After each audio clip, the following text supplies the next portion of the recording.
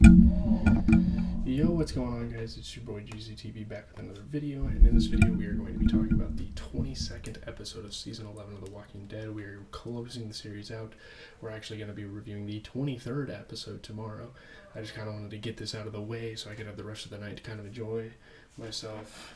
You know, yeah, they're kind of playing FIFA in the other room, so I figured I'd come in here and get a video out real quick. So, someone betrayed. There was a betrayal, marks a game-changing twist in the series, and we're about to talk about that right now. So if you've been endlessly waiting for The Walking Dead to start,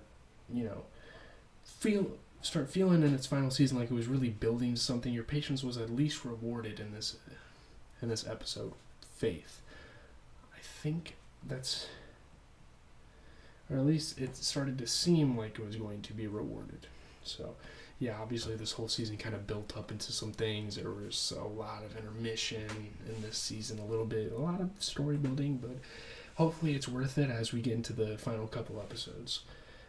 As Eugene's mockery of a trial for Sebastian's murder neared its inevitable conclusion, with Pamela going so far as to claim that the recording of her beloved son has been doctored, as if, Yumiko threw a Hail Mary pass by appealing to Mercer to take the stand and out the governor for the lying liar that she is. And obviously Mercer has this power. He's really high in this community. He's like the commander of the military. He can rally a coup against her and like get her out of the government.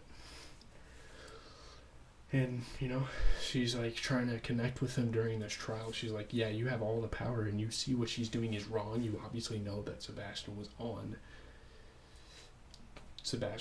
the intercom. That was his voice. Everyone knows that. That would be a hard pass, he said. This, despite knowing that Princess was now Pamela's prisoner. There's a lot of things he has to take into account. He has to make some big decisions. And as we're kind of narrowing down this show, there's a lot of big decisions for certain characters that need to be made as we close it out that are going to be necessary to, the storyline. Ultimately, Eugene was found guilty and sentenced to be executed within the hour. I mean, we knew that this wasn't going to be rebutted. We knew this wasn't going to be rebutted at all. Pamela has all the power in the world. She makes it seem like it's this perfect world, and we've been painting this picture for the entire season, but we all know that Pamela has all the reins, controls everything that happens in the communities. But when he was taken for what he thought was going to be his final walk, it led to Mercer, which is super interesting and something you don't really expect as you're watching the episode. Was Max's brother going to kill her boyfriend? Like, is that going to happen? Because Mercer obviously cares about his sister quite a bit. You kind of see that as you watch the show. Like, was he going to... No, he's not going to do that. He's not going to do that. But obviously you don't expect him to turn the way that he turns on Pamela in the Commonwealth, because he seems like this super loyal, almost robotically loyal. Like, this man is fixed on protecting the Commonwealth and whoever represents it. And if anyone goes against it, it's his job. It's almost his instinct to cast them out, He was on our side, it turned out. Time to fuck shit up, he said. Let's go. I mean, what a great little cliffhanger. What a great outro to that episode. It puts so much pride in you, and obviously I already watched the 23rd episode. Sorry about the background noise. Obviously, I watched this next episode because I didn't really have a lot of time today. I had a decent amount of stuff to do, go to the gym and stuff. I'm working, boys. I'm trying to, slow down. But we can talk about other developments as well. We don't have to just talk about this main story. So, en route to Oceanside, Aaron, Jerry, Lydia, and Elijah bumped into Luke and Jules. Remember them? Vaguely? I mean, that's interesting to see those two characters kind of return to the series. Interesting stuff, and you still got to remember, you kind of forget this whole time that they're with this community.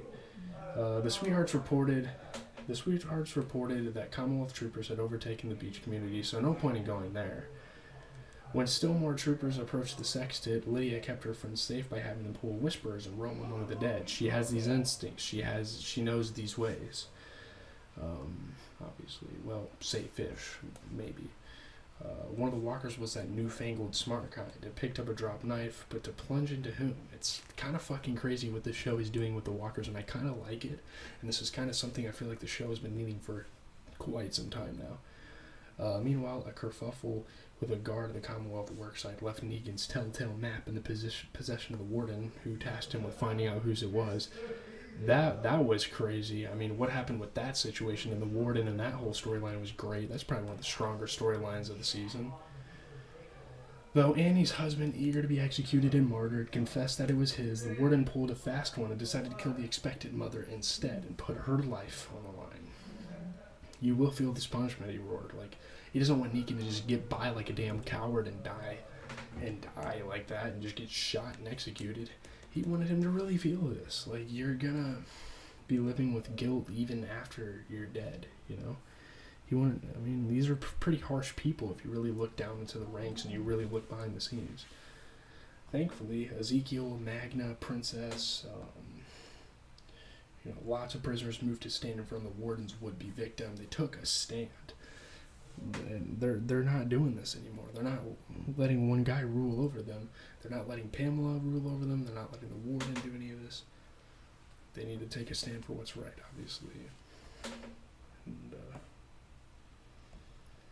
yeah. Shoot them all, the villain hollered at his guards. This man doesn't have any remorse. He doesn't have any mercy. He wants all these people dead. If anyone wants to stand up to him. They did not. Fuck no, they didn't. Like, that doesn't even seem right, because only one person should be facing this consequence. In fact, one still ticked that he'd been denied a transfer to be with his brother as he died. How's that for dense plotting? That's fucking awesome. I love how they have that in the background to use it kind of as like a sympathy plot. Took aim at the warden. In turn, he grabbed Kelly. And yeah, everyone's like turning on each other. It turns into a fucking war zone. It's crazy. I loved how this episode ended. There's some of the best twists in this entire season. This was probably one of the best episodes of the season. So, in the end, Daryl, Connie, Carol, Maggie, Rosita, and Gabriel arrived on the scene in time to keep any of our series regulars from being harmed. Of course, we gotta have plot convenience. We need to close out the show with certain characters. Some characters just cannot die. But where was Coco? Maggie had rescued Herschel, but Rosita's baby girl was nowhere to be found, so that's kind of like the rescue mission. That's kind of the plot for the next episode. When Rosita threatened the warden with having his face chewed off by a walker, he still wouldn't reveal the youngster's whereabouts. He has too much pride. He has too much ego. That says a lot about this warden guy's character. It's really interesting. You will lose everything, he hissed. So she let the reanimated trooper chow down on his eyeball. So were you sorry the Negan spinoff had been announced before he was nearly executed? Were you ever worried that Eugene would die? And how long had Herschel been tied up? Let me know. We can kind of have some discussions on this episode. I will respond to comments. I don't get a lot on this channel, so yes, if you comment, I will respond to them.